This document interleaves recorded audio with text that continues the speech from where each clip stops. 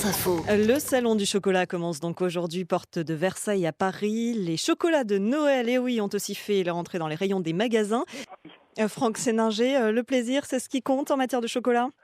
Oui, c'est important, mais vous avez mis le doigt sur quelque chose d'important, c'est qu'il y a chocolat et chocolat. C'est-à-dire que, certes, il y a la production qui est importante, mais il y a aussi la façon de le fabriquer, parce que tous les modes de fabrication détruisent une partie des substances actives du chocolat. Donc, Guy Martin parlait de confiance, et c'est vrai que c'est important aussi que le chocolat soit respecté non seulement dans sa production, mais dans sa fabrication.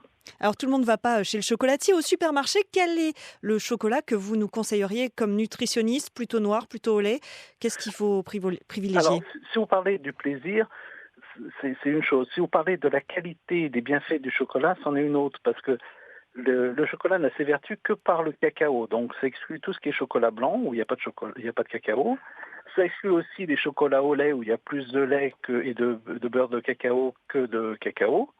Donc, on parle que de chocolat noir. Et après, il faut savoir lire les étiquettes.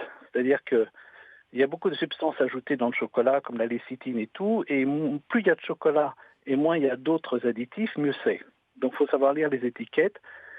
Essayer d'éviter les chocolats où il y a de la lécithine en supermarché, mais c'est très, très, très difficile. C'est vrai que la lécithine donne une espèce d'onctuosité, mais d'un autre côté, c'est pas vraiment c'est plus vraiment du chocolat, parce que c'est le beurre de cacao qui est le plus important et pas tellement la lécithine. Vous parliez des bienfaits du chocolat, quels sont-ils? Hormis le Alors, moral, le évidemment. chocolat a une action à la fois sur le cerveau et sur le cœur.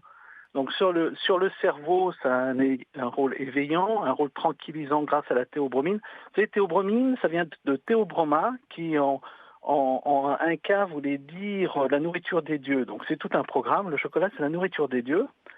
Donc ça a un rôle sur le cerveau, parce que ça a un rôle, ça diminue la fatigue, il y a un peu de caféine dedans, et c'est un rôle très stimulant, ça augmente les réflexes. Je ne sais pas ce que c'est la molécule des agents secrets, parce qu'elle permet de tourner plus rapidement au cerveau. Et puis sur le cœur également, il y a beaucoup d'antioxydants, il y a des flavonoïdes comme l'anthocyane, il y a des minéraux, il y a des vitamines, il y a des acides gras essentiels comme ce qui est dans l'huile d'olive. Et tout ça, ça fluidifie le sang, ça permet d'avoir un rôle antioxydant. Et donc les bienfaits sont à la fois sur le cœur et sur le cerveau. Il y en a d'autres, mais c'est les deux principaux.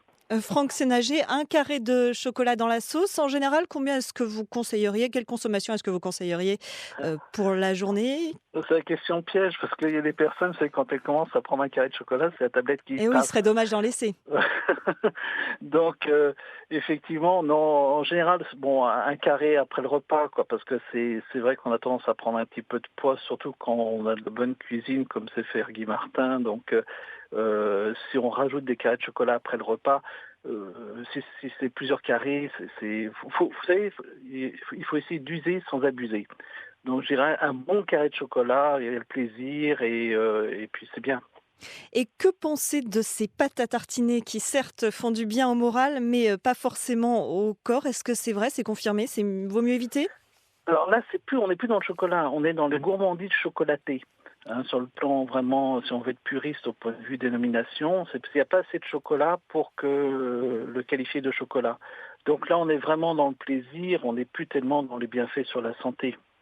D'accord, donc si on comprend bien, plutôt du chocolat noir le plus pur Voilà. possible, de préférence. Voilà, bien préparé, en sachant lire. Bon, c'est vrai que chez les chocolatiers, il n'y a pas d'étiquette, mais on peut avoir une relation de confiance qui remplace l'étiquette.